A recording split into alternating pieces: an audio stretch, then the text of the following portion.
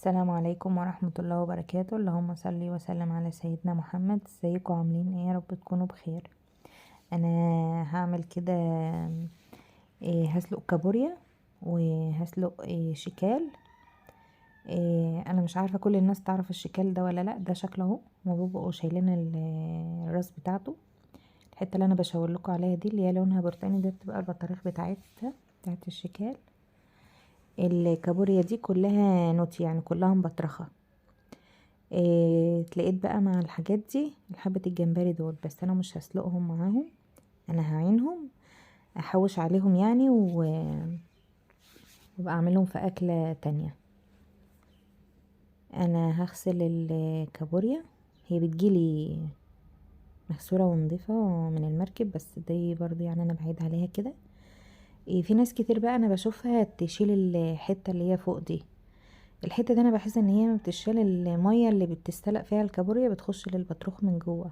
انا بغسلها بس وبسيبها مقفولة علشان المية ما تخشش للبطروخ. إيه، انا بزيد عليها كده في الغسيل، لكن هي جايه لي نضيفه.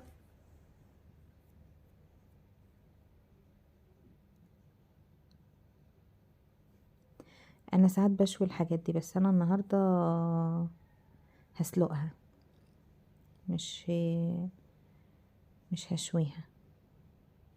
كابوريا هنا غسلتها وحطيتها في المصفى، وهغسل الشكال برضو بالوحدة، لان ساعات بيبقى فيه رمل في الرجلين بتاعته دي.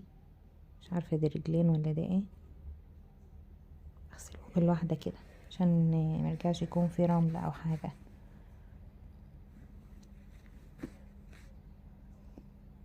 الشكال ده انا معرفش بصراحة له اسم تاني ولا هو اسمه كده، بس هو بيتقال عندنا احنا شكال.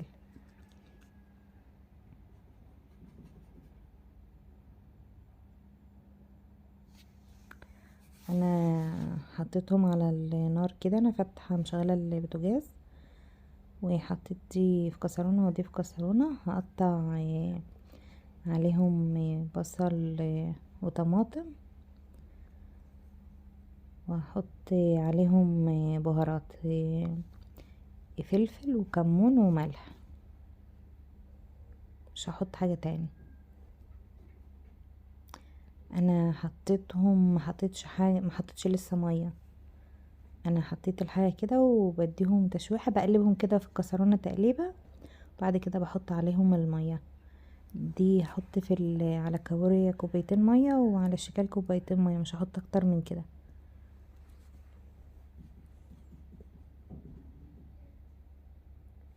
اديها تشويحة كده، وهقوم حاطة عليهم المية واغطيهم واسيبهم بقى يستلقوا براحتهم. ده احنا كنا عاملينهم عشاء، كنت انا خرجت وجيت متأخر ما عملناش غدا، يعني عملنا العشاء ده.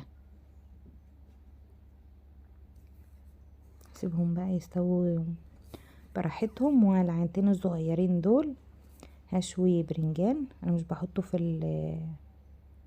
الفرن، انا بحطه على عين البوتاجاز كده. شو ده شكلهم، هم بدأوا داخلين على السوي. والبرنجان اهو قرب يخلص. هعمل انا بقى خيار، تقريبا ده اسمه خيار مخلل. انا دقته عند عمتي، يعني عمتي الكبيره كانت عاملاه، وقلت لها عاملاه ازاي عشان كان هجيبني انا وولادي، فقالت لي الطريقه وعملناه زيها. من يومها وانا بعمله كده. قطعت الخيار وحطيت شطه وملح ومعلقه توم، وهحط خل وليمون، وهحط حبه ميه، وبسيبه كده على جنب. بيبقى جميل قوي. ممكن يكون زي الخيار المخلل، بس يعني بيبقى مش حادق قوي زي الخيار المخلل. احنا بنحبه كده، يعني من يوم ما دقناه عند عمتي كده وانا بعمله. هعمل انا بقى جنب الاكل ده طحينة، طحينة بالزبادي. طحينة حطيت طحينة بيضة وزبديتين، وحطيت معلقة توم وخل وملح.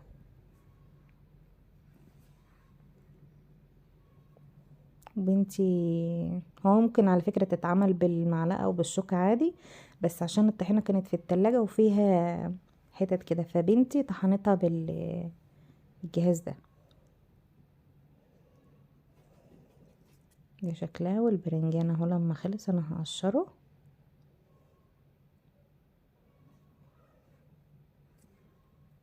ساعات ما بتكون برنجانية كبيرة بوديها الفرن بره، مش بعملها على البوتاجاز. برنجان اهو مقشرته حطيته. شوفوا الطحينة بتجمد ازاي لما بحطها في التلاجة. حطيت عليه طحينة بيضة وخل وتوم وليمون وملح، وبحط زيت زيتون. كنت السلطة دي عاملاها، كنت ناسي احط عليها زيت زيتون فحطيت دلوقتي. برضو بنتي هتطحنها، برضو ممكن تطحن عادي بالمعلقة او بالشوكة، بس احنا بنطحنها كده علشان الطحينة بس.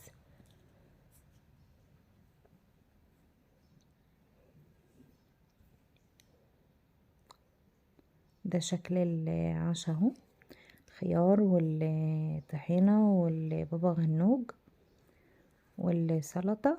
دي الكابوريا اهي اتسلقت، وده الشكال وقليت بطاطس جنبها.